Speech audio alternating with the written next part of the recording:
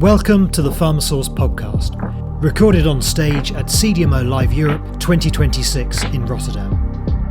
This episode is sponsored by PharmaBlock, a fully integrated CRDMO providing research, development and manufacturing services from early discovery to commercial production.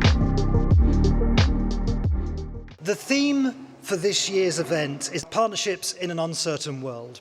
So we want to tackle that head on with this panel. We're going to be talking about the geopolitical shocks, capacity bottlenecks, constant tariff changes, scenario planning, which is the new operating environment. And most pharma networks, if we're honest about it, weren't built to absorb this world. So on this panel, we've assembled a great lineup of people who can tell us about how they're navigating the landscape and what actually works when disruption hits. So to begin with, we've got Ryan Kelly, who is Interim CEO of the RX360 Consortium, a consortium with working groups that deals with exactly these sorts of challenges. So great to have you involved. We've got, and I can always fail to pronounce your surname, Maik Talarczyk? Close enough. Yeah. Head of ESO for Sandoz. Maik's also going to be talking tomorrow about what Sandoz is doing in terms of your external manufacturing strategy as well. So we're going to be talking now about resilience. Frank Binder, who is a consultant with lots of experience across pharma and supply chain. You may know him from LinkedIn videos where he puts on and removes his sunglasses. That's certainly where I first saw Frank. And Steve Leonard, Chief Operating Officer at Meribel, who are also the sponsor for this session. So thank you, everybody, for joining us. To begin with, I just want to go down the row, starting with you, please, Ryan. Just tell us about who you are, where you work, and in one sentence, what resilience means to you. Well, good morning. Pleasure to be here. I'm Ryan Kelly. I am the Interim CEO of RX360. I also serve as our Senior Director of Supply Chain Security and Brand Protection. And so our organization's focus is on protecting patient quality and the supply chain to ensure supply chain security. And ultimately, we want to make sure that the drugs that are reaching the patients are of high quality, safety, and efficacy. And so as Luke mentioned, our organization does that via working groups, a large, robust joint audit program.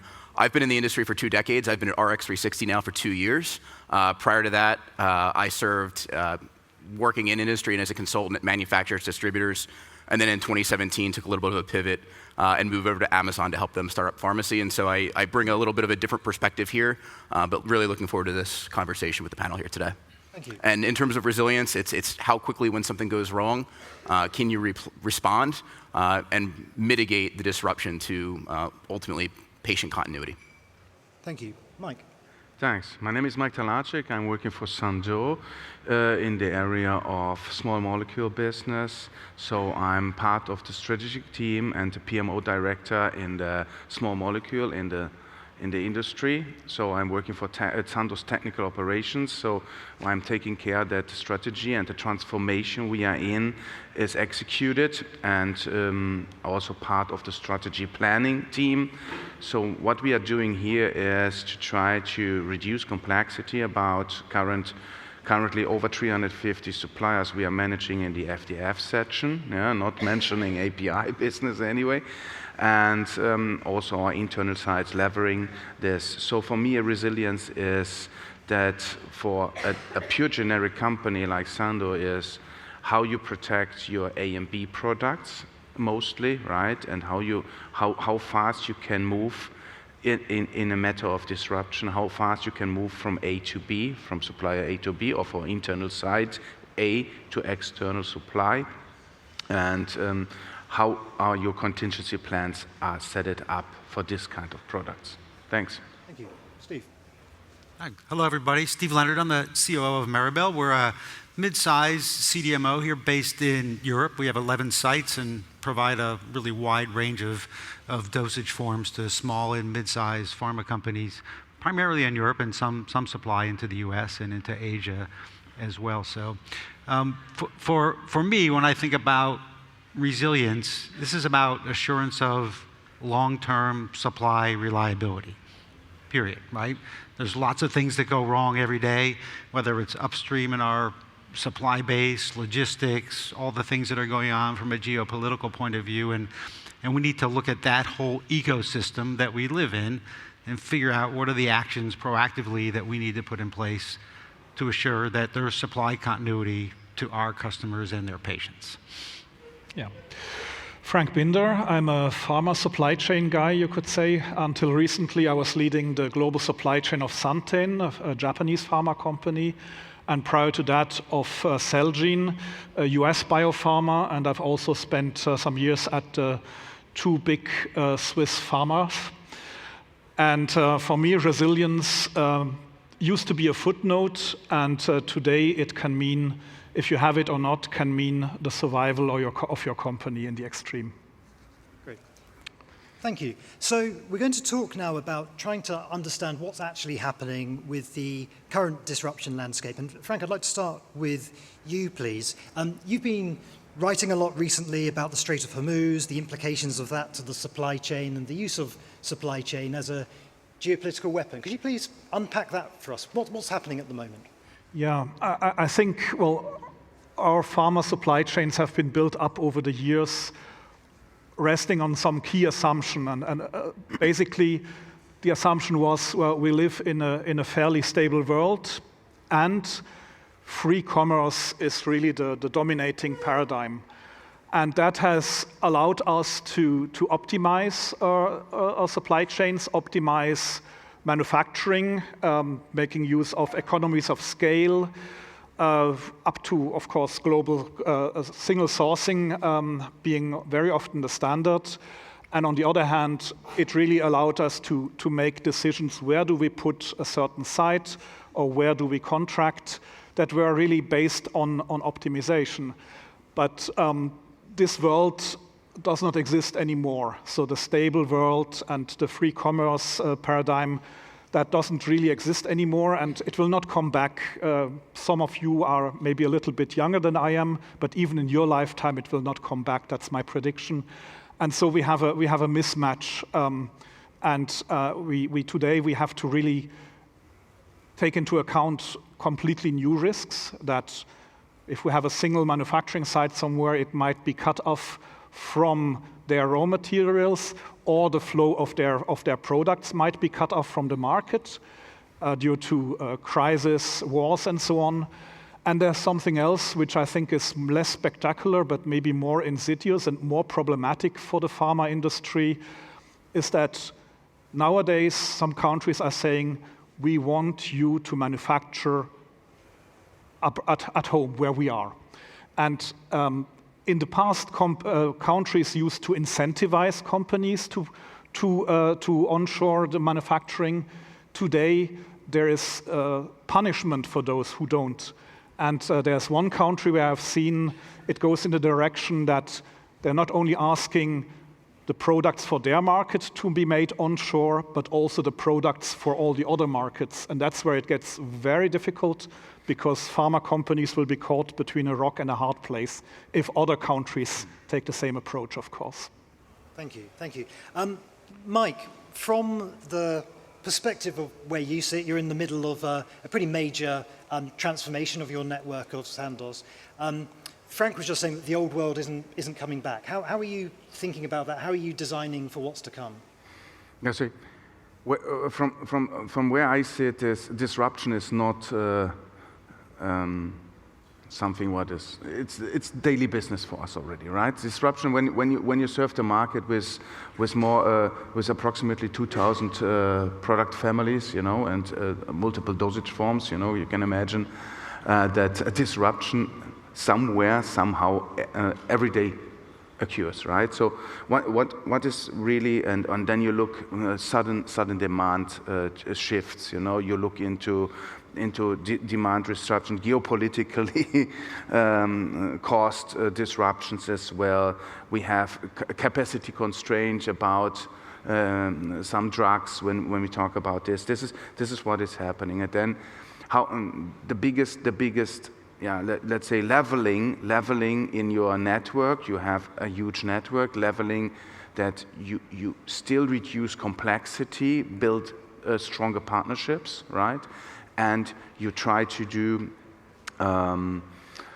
leveling the risks and leveling the disruption with good established communications, right? This is very important, and how I find it more hard when you have C and D products, transfer timelines, harder barriers in regulations, new regulations coming up every time. This is something what I see where we are struggling most in the industry. To have flexibility is quite heavy to achieve in our days, right? So how you want to build specifically with low volume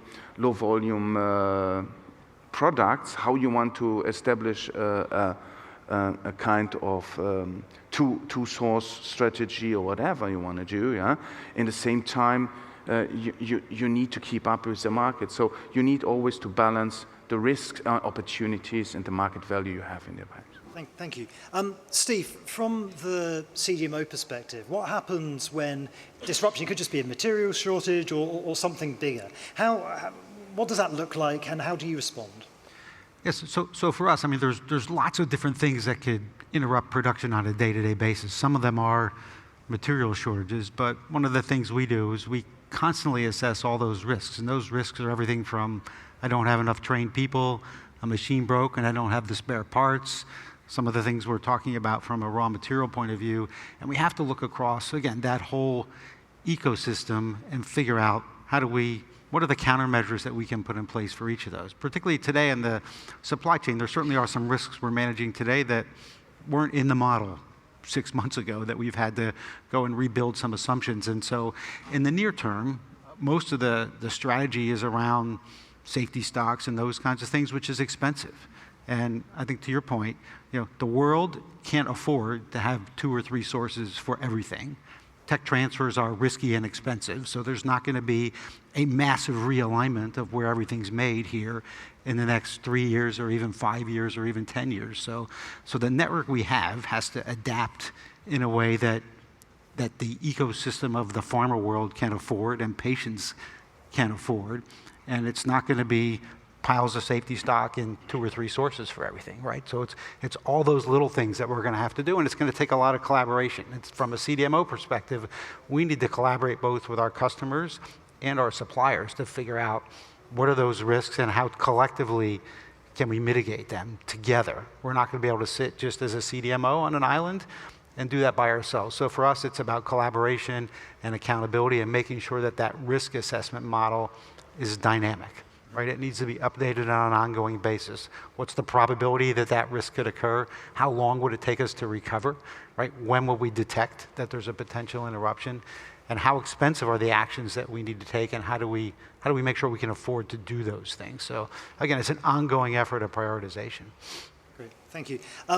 Ryan, of course, these kind of conversations is exactly what RX360 is for. I mean, it'd be really interesting to hear what your members are talking about at the moment. What's the topics which everyone's grappling with? There's a handful. But I think building on everything everyone said here, if we take a step back and we look at everything that we're dealing with disruption right now, we're also in a period where we have this impending silver tsunami. So by 2050, the number of people on the planet aged 60 and over is roughly going to double. And so what that means is with an aging population, we're going to have a larger and increased demand for drugs amongst all of this disruption that everyone's out here is outlining, and it's going to be more and more challenging. And so a lot of the things that we focus on are how do we respond to these things. And so coming out of COVID, we also saw a more of a nearshoring effort. It wasn't just uniquely American. It was globally everyone identified, hey, we have these different supply chain risks. We need to respond and do these things. And so how do we become more resilient in the event that unexpected disruptions happen? And so we have a lot of conversations focused there, but going back to the patient as well, we bring up there's increased demand. There's also just the need to reduce costs, both for the patients and the systems. And so if we look at a good piece of news that was very topical that we'll talk about this afternoon in one of our steering committee meetings is, we saw Mark Cuban partnering with Donald Trump yesterday on the Trump RX plan. And that's very American-centric on reducing the influence of middlemen who are increasing drug costs. But those types of changes in the supply chain are what we talk about, because that just means, as an example, more medications are moving through the mail. And this just isn't an American use case. we have very, very high value medications in many cases that are now moving through parcel chains, being delivered via mail in ways that we've never seen before. And so, we'll talk about how FedEx, DHL, UPS, and all those other organizations are increasing their footprint and exposure and infrastructure in healthcare. But those are the different types of things that it's all of this disruption is happening, but it's also just systemic, that just the sheer demand that we have and the needs around costs, it's changing how we do last mile, middle mile, and first mile. And we're just seeing a lot more fragmentation. And so how do we work with these new players that have different levels of QMS systems? And so it's constantly, as the point was made, focusing on what those different changes are. Do you feel as though pharma's ready for that yet, the DTC model? I don't. I would say that, especially if we look at this from a polity and regulatory perspective, a lot of our regulators, for better or worse, are looking at that traditional model and regulating back to where we had manufacturer to distributor to dispenser. And we just live in a much more fragmented world right now that's moving faster than the regulatory agencies can keep up with. And I would say for pharma, they're moving into this very, very quickly. They're having to. But I think making sure that you understand what your supply chain looks like and where your risks are, and then understanding these new partners, it's a constant educational process that the organizations are working through. Yeah, great. Thank you. Steve, you mentioned just now that the world can't afford it, or certainly the world can't afford dual sourcing for every product at least. So it'd be interesting to get your, for all of you, but maybe starting with you, on how do you design redundancy in a cost-effective way? If it isn't dual sourcing, what other tools are there at your disposal? Yeah, so it's a good question, again, because there's qualifying a second source, whether it's an API or an excipient or a complete finished dosage form, is an expensive and long process. And so we have to weigh the cost of doing that versus the cost of doing something else to protect the supply chain, which usually ends up being held in inventory somewhere. So there's a cash cost to that. And I think Ryan made the point that, there's a push to continue to reduce drug prices and improve availability and accessibility, which is completely in conflict with everything that we need to do from a resilience point of view. And so finding that place in the middle where we're doing enough to assure that the supply chain is resilient, but we're not doing too much that makes things so expensive that the governments and people in the world can't afford them either. So it's a case-by-case basis. But I'll tell you, we have some cases where we're working on qualifying second sources because we don't think that there's another viable alternative, and those things take time, and so there needs to be an urgency to start. Oftentimes we'll look at those problems and say, well, that's going to take 2 years, it's too long, and then we don't start. And the response to that should be, that's going to take 2 years, we should have started yesterday, let's get moving, right? And have some sense of urgency around those things. And then there is a strategy just around managing inventory and continuing to collaborate with our suppliers and understand what are they doing further upstream. The challenge in the pharma supply chain is it's 8 and 10 layers deep, right? And you got to go pretty far upstream to make sure that there's collaboration up and down that supply chain, because all it takes is one thing to go wrong, and then that drug doesn't get to a patient. And so we have visibility to what we have, and we need to reach out both upstream and downstream to make sure we're looking across that entire value stream and help facilitate the collaboration.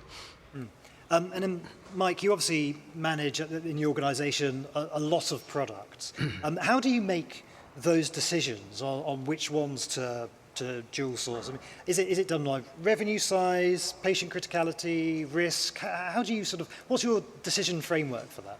A very good question. And I would agree with you that when we look into a dual source strategy, it's always a risk-adjusted, value-based approach, right? So you, of course, look, first is the patient, yeah? The patient criticality is always first. If you have critical drugs in the market that you need to serve the patient, this is currently, of course, one of the most important things you look at. But then you look into the supply risks you have added to this, which region you are producing the drug, where is the criticality, which markets are the criticality. So you balance that out. But on the top, you do also a value-based analysis, of course, right? You look into the value, what is the commercial value of the drug as well, how many competitors you have, and how many competitors are also serving the market. If it's, of course, it's an essential drug, but if you have 2 to 3 more supplier in the market that supplies the market, you can balance the risk. So this is how we establish more or less the dual source strategy. Great. Thank you. Ryan, talking about supply chain mapping then, how would you suggest people approach that? Do you have any advice you could share on how to really understand what's going on through the supply chain?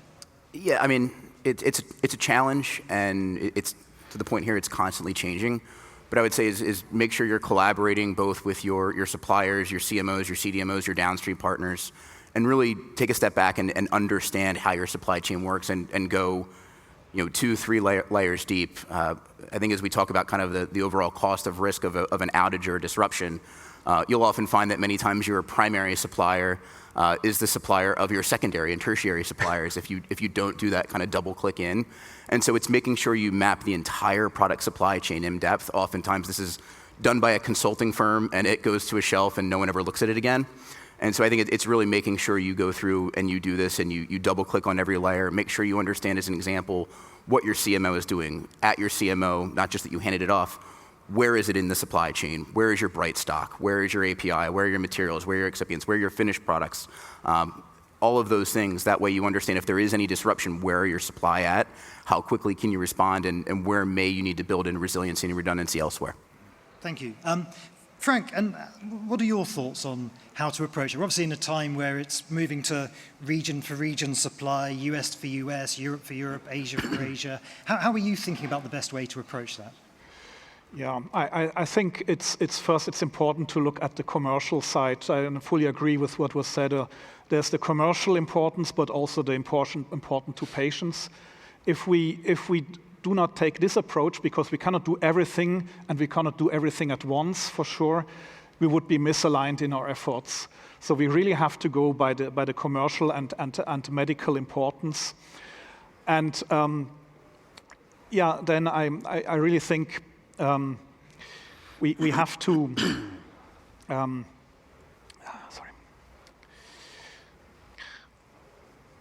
We have to carefully consider what is the right approach, and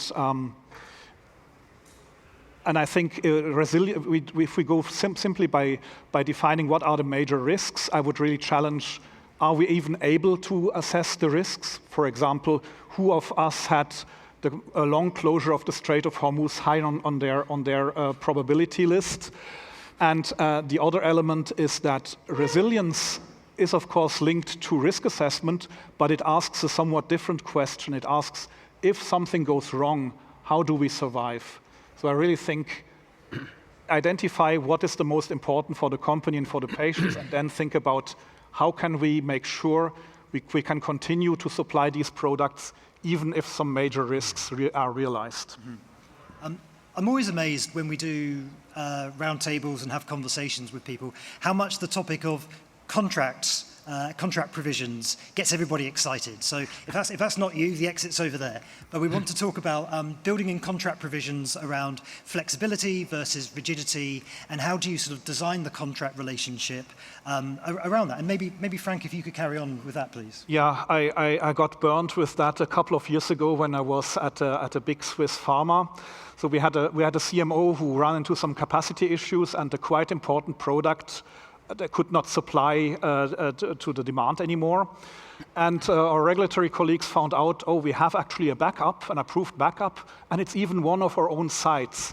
And we had the contractual permissions to move that product out and to move it to our own site.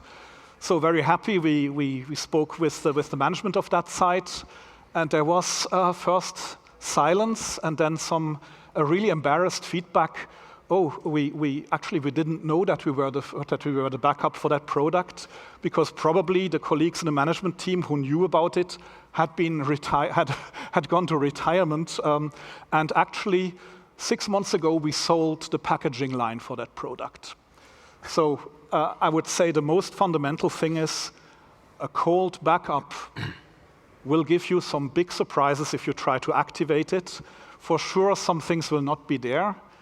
Components, artworks, or whatever. And it's also quite likely that the process itself will not be the approved, will be a couple of versions behind the approved process. So it might take you months and months to activate it. So I would certainly recommend whatever contractual agreements you have is to keep active backups. And then I think it's important to have some flexibility guidelines that are fair. They must be coupled with some reasonable forecasting, with reasonable discussions. So if you see as a pharma company, you see, oh, we are going to hit a capacity bottleneck in a couple of months, that you then initiate the discussion with the CMOs that are involved with scenarios. You probe what can be done, what do you need to reallocate.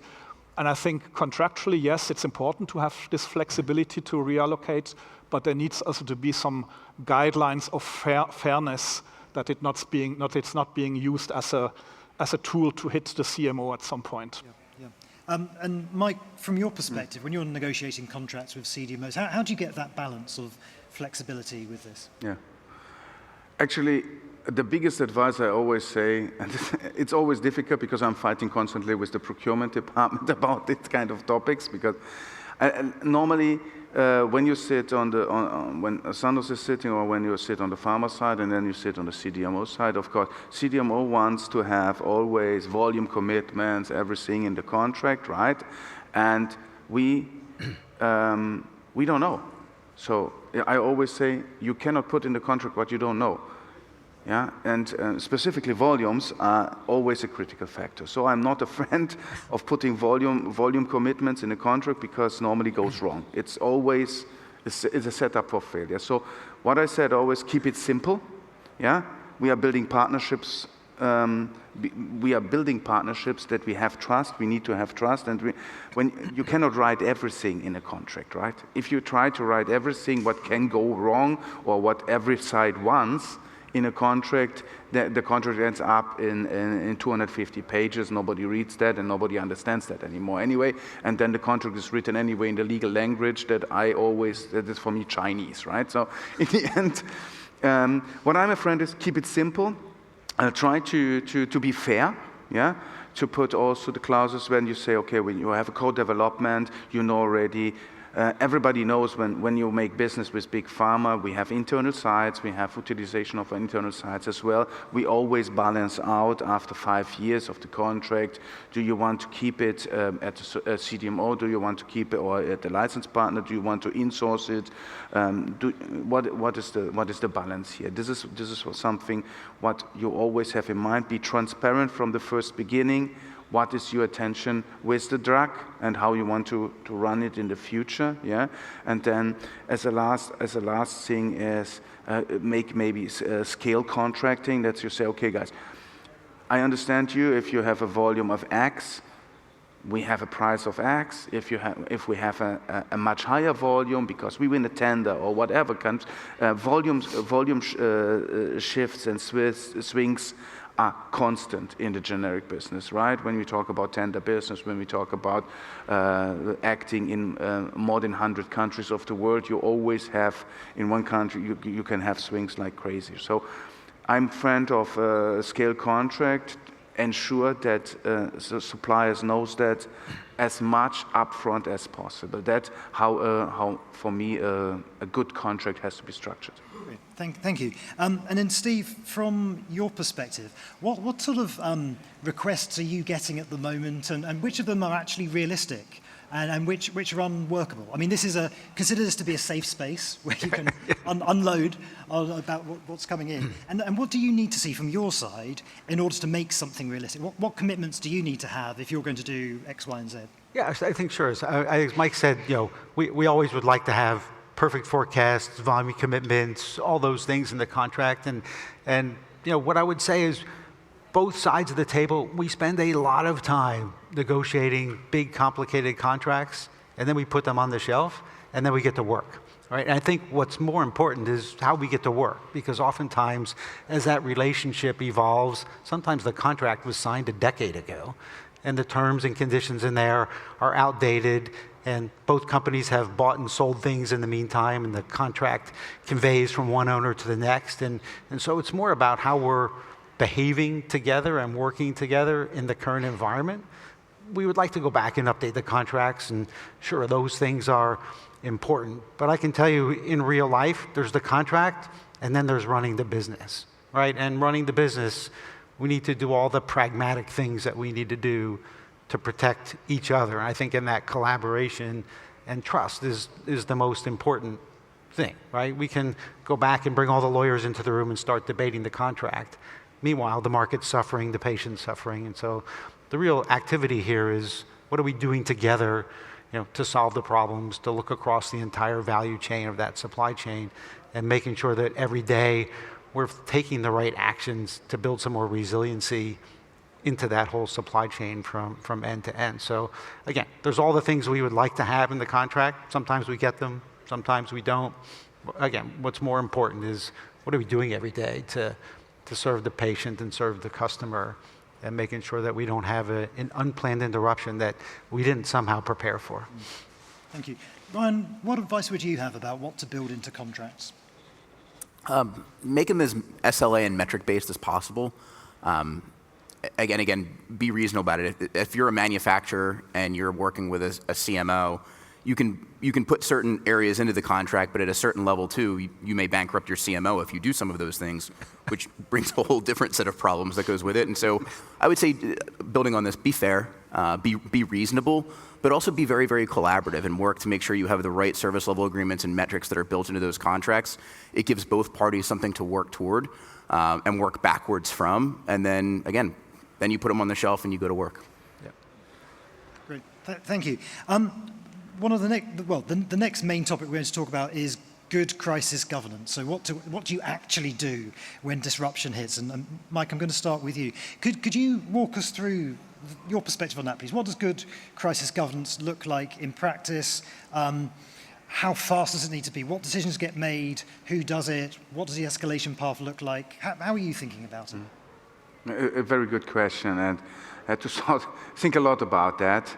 Actually, of course, you always, when criticality hits, right, the first thing, the good thing is in a big company you have a lot of resources available and you have teams available, so you normally have for each of the drug you have your team, you have a cross-functional team in place that normally then you put on the table, you build a kind of a tiger team about this, where you put quality, supply chain, regulatory affairs, and you put the supplier and the CDMO on one table. You have a task force discussion about what are the next steps, defining the next steps, and depending on the criticality then, of course, you look always, and you need to make a clear action plan, and you need to define, and you make decisions. You need to make decisions, how critical is the current event, because when you talk about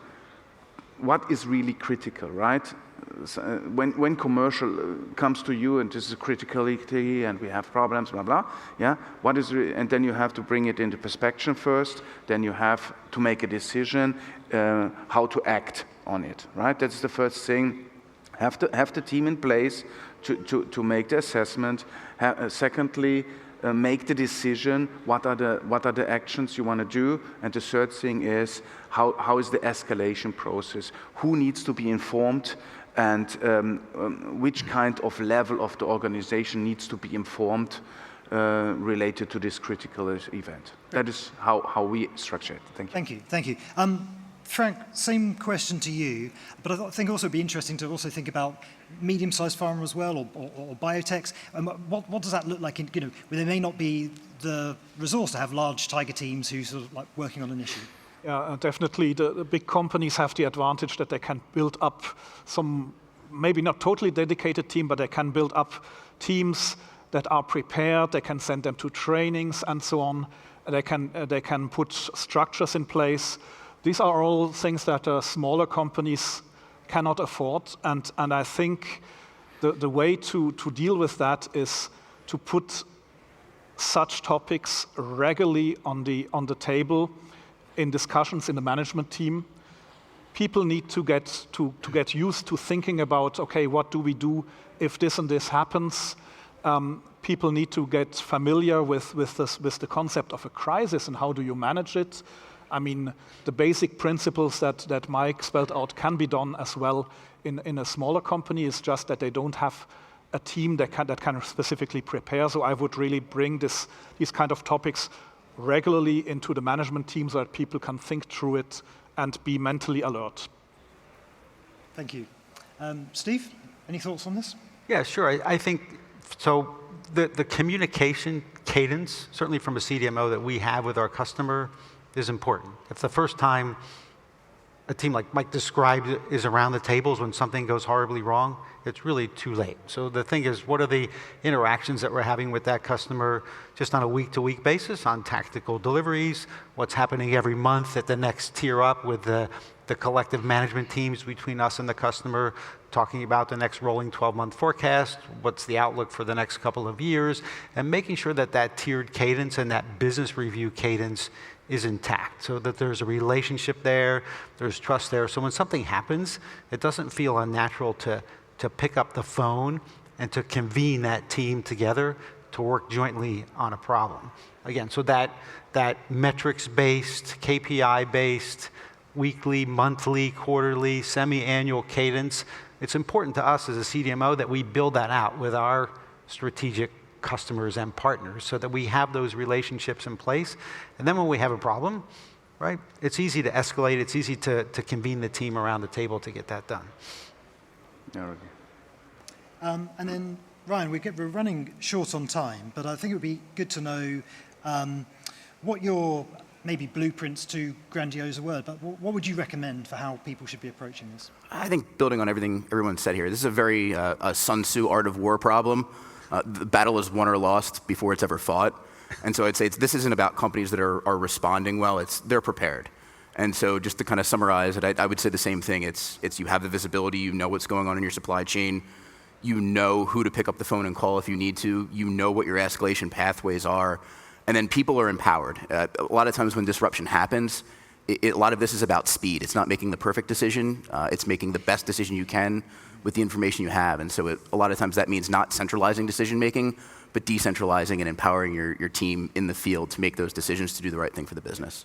Thank you, thank you. And now I'm going to ask all of you, starting with you, Ryan, please, if you could just share one takeaway, if people want to take something back to their desks on Monday about how to make their manufacturing network more resilient, what would that be, please?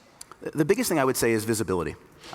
Pick one product in your entire portfolio, a critical product, and go through and map it end to end in the supply chain. Everything from your sourcing of your raw materials, your components, your API, understanding your logistics partners, your sourcing, understand all of it end to end. And I think what will be illuminating is not just the visibility of how your supply chain works, it will likely work different than you think, but you'll be able to highlight and identify risks that you probably didn't know were already existing.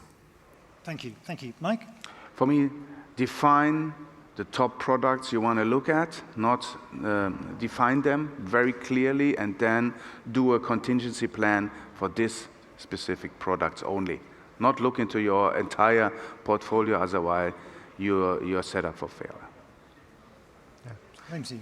For me, it's about continuing to evolve your model of risk. The risks are changing every day, and so if it's not something you're doing frequently and collaborating up and down the supply chain to reassess those risks, things are going to happen that we're not ready for. Yeah, I mean, very much in line with what was said. Talk to your commercial leaders, find out what are the important products, map them, and redo that exercise frequently. Yeah. Excellent. Thank you so much. A round of applause for our panel, please. Thank you. Thank you. All right, guys. And thank you, of course, to Meribel for sponsoring that session.